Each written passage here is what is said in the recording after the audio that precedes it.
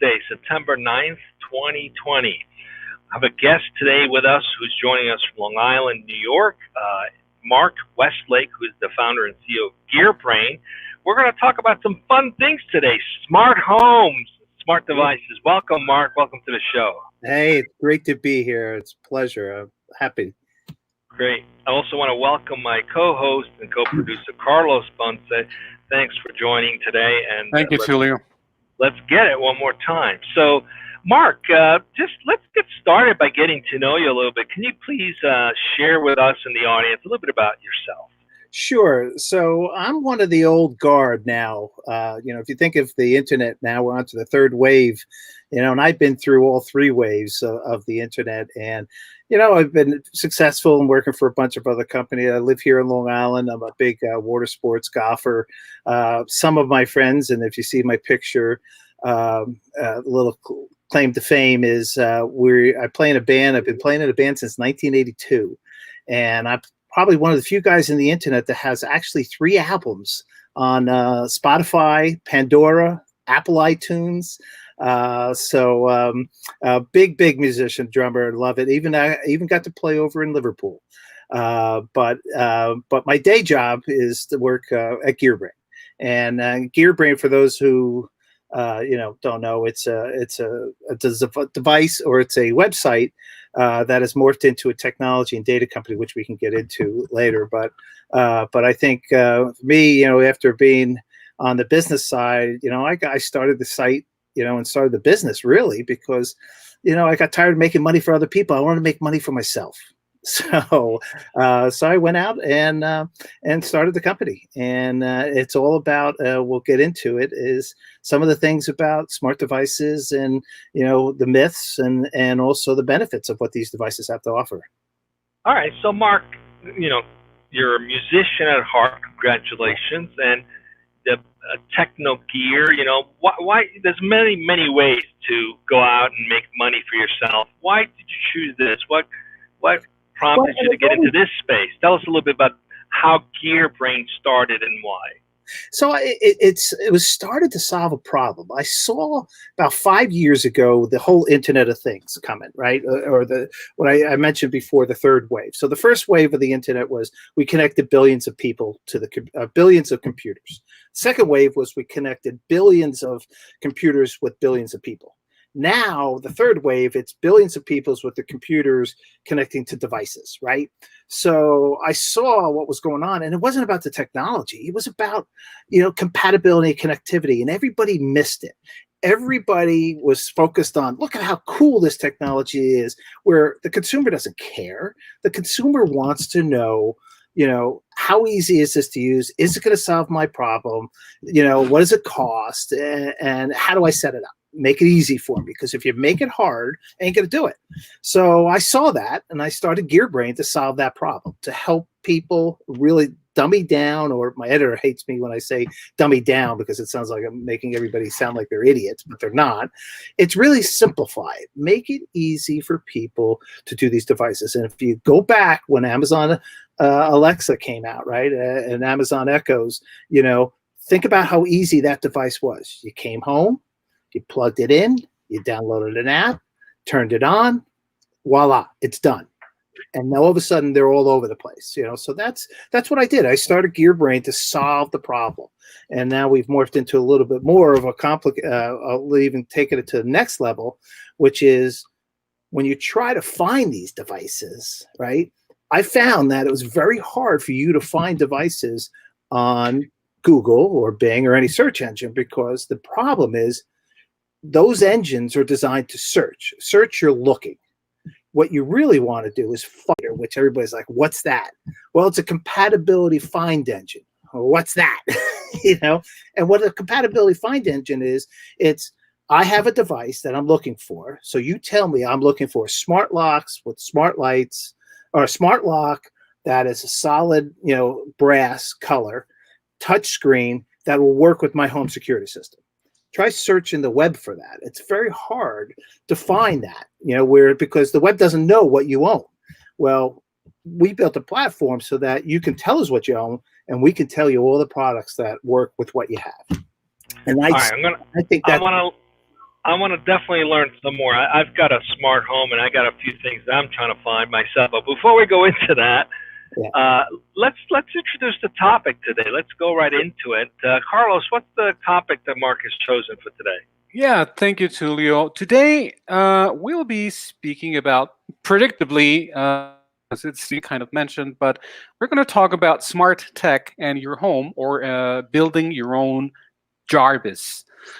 In other words, how to find the best smart devices for your home, car, and life. I like the life part, so I look forward to that too. That's the topic that Mark, our guest, chose for today. So, Mark, tell us and the audience, please, why did you choose this particular topic? Why the JARVIS thing? Well, Jarvis, for the people who don't know who Jarvis is, if you've ever seen a Iron Man movie, you know he has Jarvis, is the computer AI that runs the house. But it does more than the house. It runs the suit, so it's a wearable, right? It's in the car, so you take it in the car. You know, it's in the house. It's everywhere, right? So I see with the Internet of Things, we're going down this path where everybody's going to have a Jarvis at some point, right? And it's all going to be customized for you. So we recognize now's the time to start to get in and to learn. And that's why I picked this topic, because I think it is relevant with all these smart devices now, that smart speakers are going to grow considerably worldwide. Now you can get them in different languages and stuff, but people still don't know what to do with it. But it's easy once you really understand how it all works, and more importantly, have someone who can help you just add this if you want. You know, why should I have a smart speaker? Why should I have this? And it's not for everybody. And especially people who are older like me, it might not be right for you. But the kids today, the young people today, they love this, especially if you're living think about COVID. Yeah, at least you got somebody to talk to right now, right? In your apartment or in your house, you know. So it solves a lot of other social issues too, these smart speakers. So that's why I picked this topic. I thought it's relevant, and I think it's also something that people some people are standoffish because they think it's, you know, oh my gosh, I don't want to get one of those. It's hackable. Well, that's not hackable as much as your smartphone's hackable or your TV's been hackable. So I think I really wanted to talk about, you know, smart home devices and how we all can build our own Jarvis, or start to build that. And over time, we'll start to have conversations with them. So, thank you, Mark. So, Mark, how does GearBrain work? How does that come together for a consumer or anyone who's looking for the right type of solution? Right. So let me give you an example. Let's see if we can solve this. I have pretty extensive smart home in my home: lighting, switches, fans, you name it. Everything is Alexa controlled, even the television. So, but I was looking for solar powered, waterproof, wireless speakers for my outside yard, and I found some stuff, but I didn't really like what I found, and on Amazon or what have you. And I was like, there's got to be an easier way to find this. I mean, I spent hours trying to find something, and ultimately I just kind of gave up. I'm like, maybe there's nothing out there that mimics or is even close to what I'm looking for. So how does GearBrain solve that? Tell us a little bit about that, because I think you said it's easier to search to find something that doesn't exist or isn't out there. Tell us a little bit how it works, please. So perfect. And the way GearBrain solves that is we created this, as I mentioned earlier, this patent pending IoT configurator. It's our compatibility find engine. And what you can go to the.gearbrain.com and you could search for products, and it's really criteria based searching, right? Where you're saying, I'm looking for Bluetooth speakers, all right, or I'm looking for speakers, right? Now I'm going to look for wireless speakers. I'm going to look for Bluetooth speakers. I'm going to look for water resistant, waterproof speakers, right? And you could plug all that criteria in very simply into the GearBrain. Along, if you want, you can even say, and it's compatible with Amazon Alexa, and it will come back with the results of all the speakers that fit that criteria. And the way we've created this database, we've scraped the web, all right, and then our editors have gone in and we've looked at the data. We've looked at and really know what's what, right? And then what happens is GearBrain itself, the website, will review a lot of these products and give them ratings. But right now, what we're doing is we're pulling in all these this product information and making it easier for someone like you right now who has this challenge of, okay, I'm looking for wireless Bluetooth speakers, and you could say powered by solar. You could plug all that in there, and if you don't get a result back, we will get you the answers within 48 hours. And I know for a fact that we have Bluetooth speakers and solar powered, but I'm not sure if it's wireless or not, but I have to go back in there. But I guarantee you, and you can tune into the show in 48 hours, and there'll be, you can let everybody know if we delivered on our promise. All right, looks like challenge accepted. Definitely going to check that out to see what comes up in 40 hours. So you're not just making it possible for people to look up stuff. If the stuff's not there, you actually have individuals in the background who are doing the research and then populating the content for those people to come back. So you have a promise that says, if we don't have something, we'll find it for you. Come back in 48 hours. So, and then you mentioned in your topic, it's for your home, car, and life. So what are some of the applications you're seeing people using these smart devices, building these personal assistants for their home versus their car? And when you say life, what do you mean by that? So everybody's going to have a connected life, right? In some way or some form, all right? You're going to be different. You're going to have different things connected versus Carlos versus myself. Everybody has different need for connectivity, but we're all going to be connected one way or the other. So this is a lifestyle that we're moving into, and the younger people are embracing it more. Actually, a lot of elderly people are starting to embrace it too. And but I think that's what we mean by connected life. And we're seeing, if you look at what Apple's doing with Apple CarPlay, or you got Google with Android Auto, and how now, you could. It used to be, okay, if geofencing is a typical way of a feature that a smart device could be built into a device. So like, okay, I'm within a mile of my house, the lights are going to go on, the heat's going to go up, or the AC is going to go on, or whatever.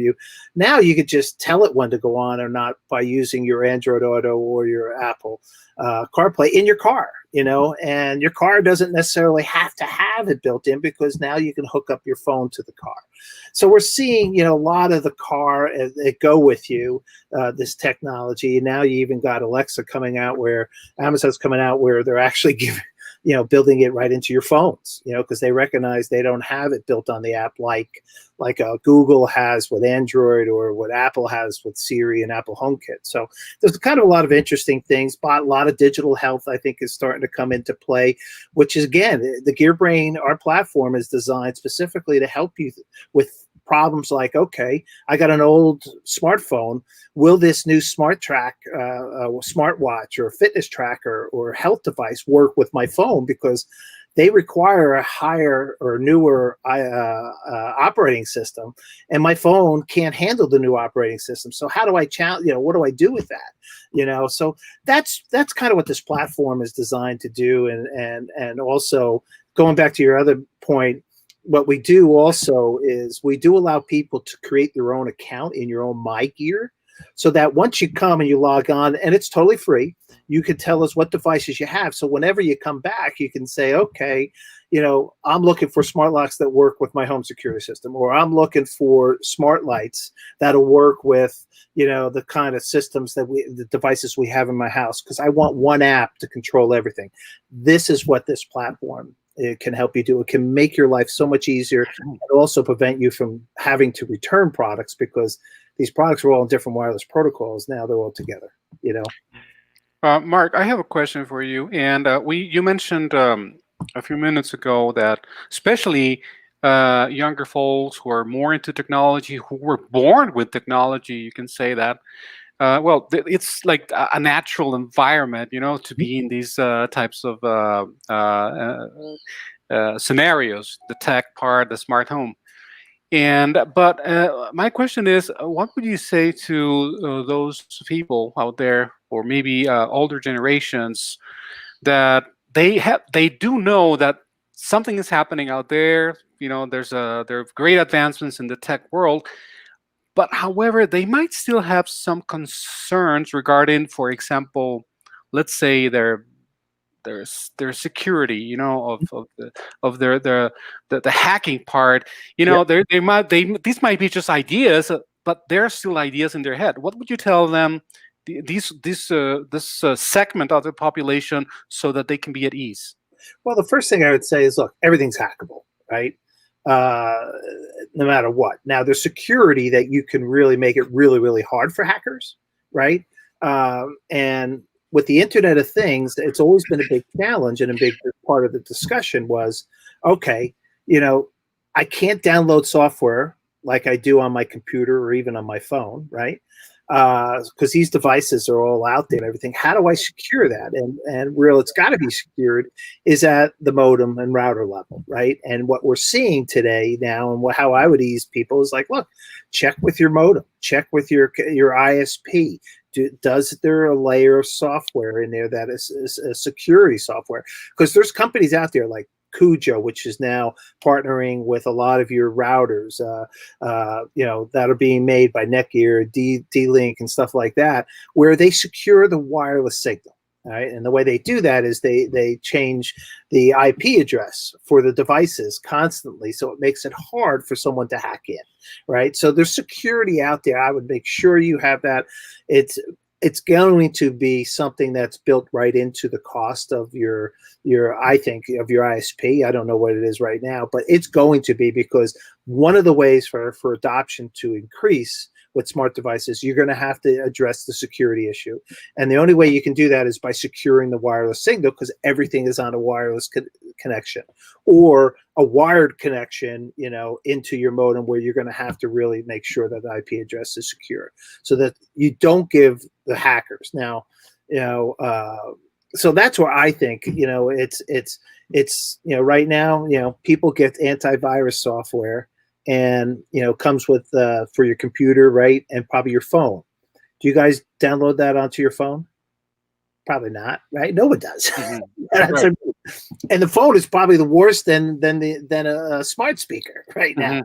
You know, so that's the thing is, but it only takes one hack and then everybody gets, you know, goes crazy. So, but there is technology out there. Norton has Norton Core, which is a you know, kind of a router with the built-in security system.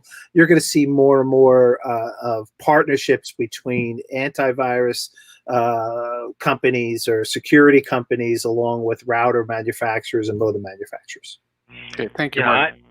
I solved that by putting all the smart devices on a separate instance. So what are they going to hack? They're going to turn the lights on and off, right?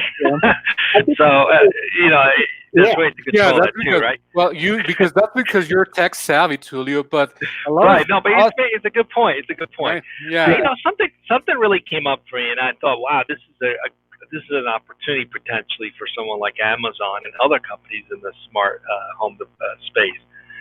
So most people chose their phone based on dependency they have across multiple devices, right? I'm an iPhone user because I use Macs and everything is synchronized, right? My iCloud. So that's not an easy thing to switch off of once you've built those dependency and that synchronization across all those devices.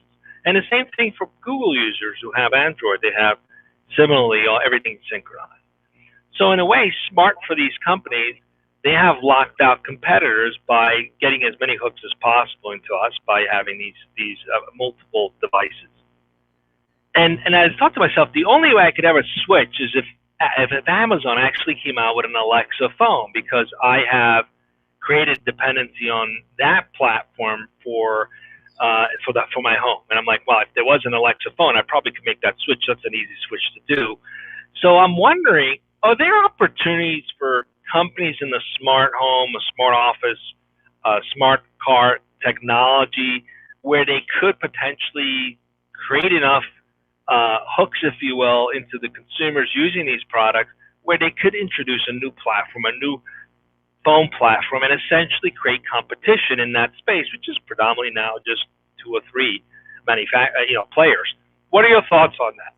I think it'd be really hard. I mean, these guys have such. I mean, look at Microsoft with Cortana, right?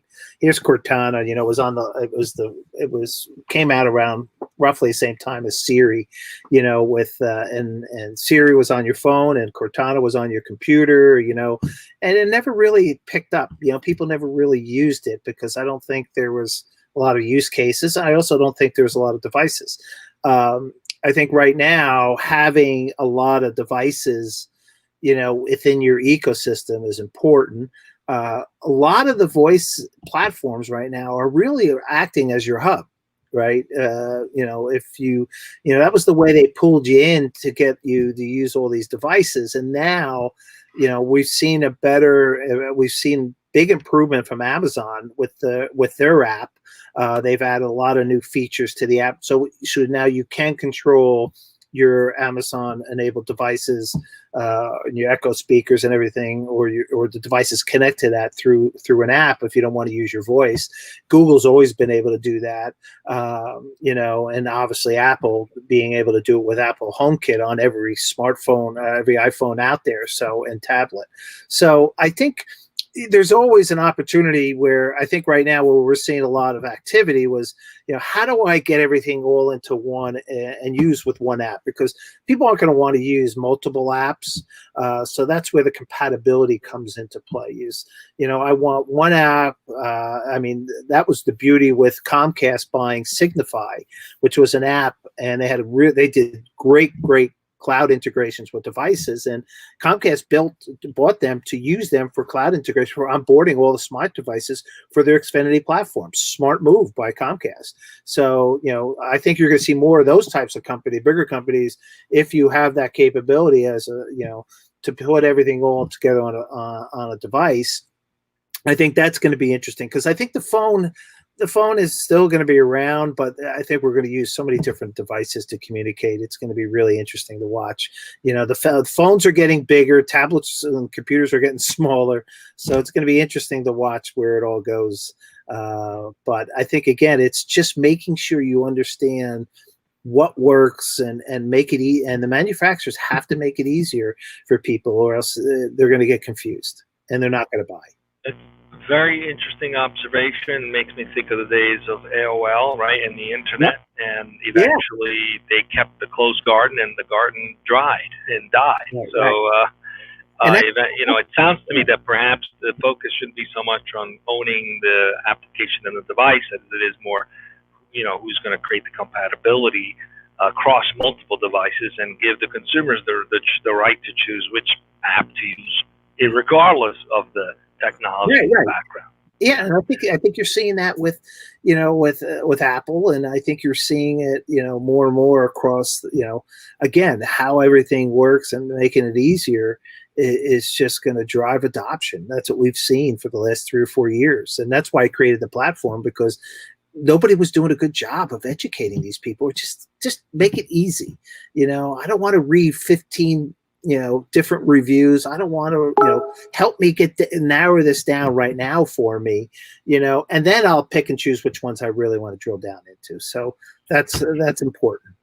All right. Sounds like some potential predictions of the smart home business. Yeah. So Mark, let's shift a little bit as we're coming up on time. Tell us a bit about the company.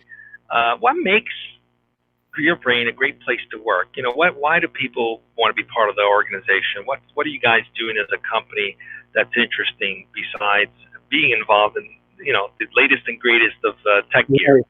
Well, what makes us different and what's challenging today is the whole pandemic. Is how do you operate in a kind of right now and all over the place, right? And your corporate culture is going to be challenging, to build on, and luckily for us, we're relatively, big and small company. We're small in terms of, where I have a CTO, I got an editor, I got writers all over the world, writing for us, freelancers. I got a reviewer in London. But what makes us different is we're part of building something that's never been done before, right? We're kind of taking publishing and we're taking technology, we're taking data, we're merging it all together, to really solve a problem. This is not, some people get in like, I'm part of the movement. We're just trying to make it easy for people because we recognize that there's a void in the market, and it's an exciting market because you learn so much about digital health. You're learning about electric cars and smart cars. You're learning about all this, technology that's kind of the forefront, and it's in the early stages. So what I've seen with, think about Tesla, and what they're doing. And we dig into all this stuff and you get exposed to all this new things. And then before you know it, you become an expert because you've really learned. And I'm a big believer of the 3 C's: commitment, creativity, and what was the other one?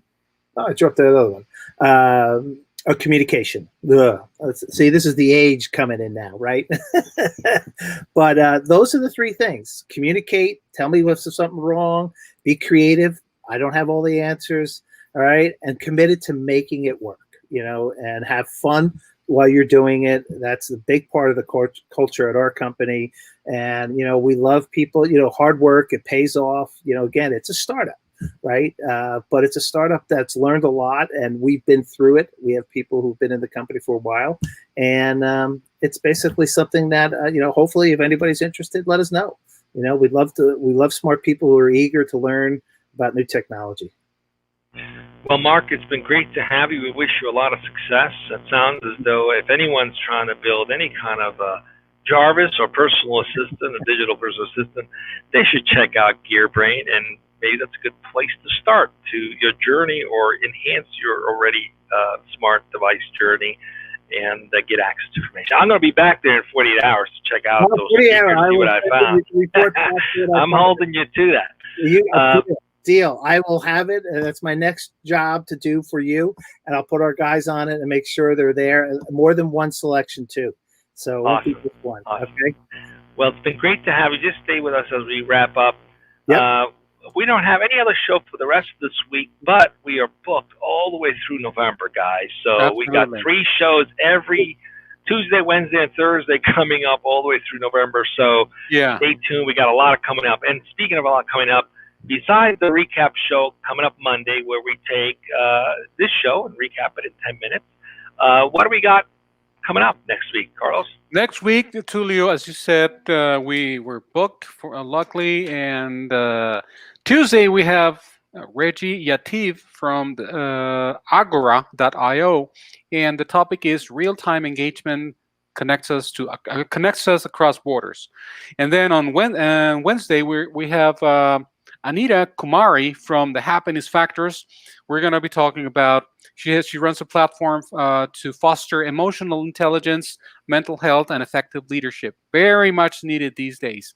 And finally, on Thursday, we'll be speaking with Enrico Palmerino from the CEO and founder of BotKeeper. And the topic is the accounting alphabet. A is for artificial intelligence. That's what we have for next week, Tulio, right here on DojoLIVE at 1 p.m. Pacific. All right. See you guys soon. And until then, stay safe. See you soon.